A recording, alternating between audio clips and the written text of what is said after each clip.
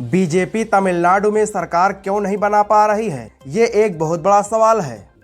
तमिलनाडु भारत का एक ऐसा राज्य है जहां की राजनीति बाकी राज्यों से बिल्कुल अलग है। यहां पर चुनाव सिर्फ सरकार बदलने के लिए नहीं होते, बल्कि स्वाभिमान के लिए लड़े जाते हैं। तमिलनाडु में पिछले 50 साल से दो ताकतें राजनीति के केंद्र में हैं, डीएमके और एआईएडीएमके, और दोनों पार्टियों की जड़ें द्रविड़ आंदोलन से जुड़ी हैं। द्रविड़ राजनीति की बुनियाद हिंदी विरोधी, उत्तर भारतीय वर्चस्व का विरोध और सामाजिक न्याय है, और बीजेपी की राजनीति हिंदुत्व पर टिकी है। यहीं से असली टकराव शुरू होता है। तमिलनाडु की जनता खुद को पहले तमिल मानती है, फिर भारतीय, और बीजेपी की राजनीति राष्ट्रवाद है।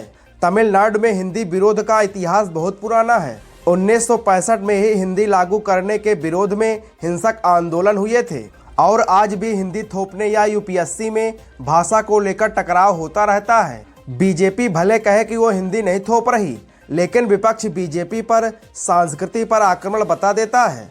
तमिलनाडु की राजनीति चेहरे पर चलती है। करुणानिधि, जयललिता जैसे नेता वहां के महापुरुष हैं, लेकिन बीजेपी के पास ऐसा बड़ा जनाधार वाला कोई नेता नहीं है। कई बार गठबंधन के सहारे बीजेपी चुनाव लड़ी, लेकिन संगठन और जमीनी नेटवर्क मजबूत नहीं बन पाया। यहाँ पर मुस्लिम ईसाई आबादी मिलाकर करीब 15 से 18% है। इसके अलावा ओबीसी और दलित राजनीति का भी बहुत प्रभाव होता है। द्रविड़ पार्टियां खुद को सामाजिक न्याय की राजनीति से जोड़ती हैं, जबकि बीजेपी की छवि हिंदुत्व पार्टी की है। इस कारण से वहां के लोग बीजेपी को अपनी पार्टी नहीं मानते हैं। तमिलनाडु में अक्सर ये नैरेटिव चलता है कि दिल्ली तमिलनाडु के साथ भेदभाव करता है, चाहे जीएसटी का मुद्दा हो या राज्यपाल बनाम राज्य सरकार का टकराव हो। जब भी केंद्र बनाम राज्य की लड़ाई दिखती है, स्थानीय जनता भावुक रूप से राज्य सरकार के साथ खड़ी हो जाती है। बीजेपी पिछले कई सालों से तमिलनाडु में संगठन को मजबूत करने में लगी है।